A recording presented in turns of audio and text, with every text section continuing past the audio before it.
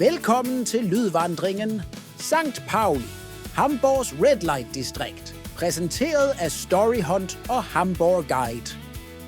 På denne tur vil du finde ud af, hvad der gør denne bydel så speciel, hvad der tiltrækker mennesker fra hele verden hertil, hvorfor sex, crime og rock and roll præger hverdagen her, og om Reeperbahn virkelig er verdens syndigste mil. Ja, og hvordan 4 drenge fra Liverpool blev verdensberømte her.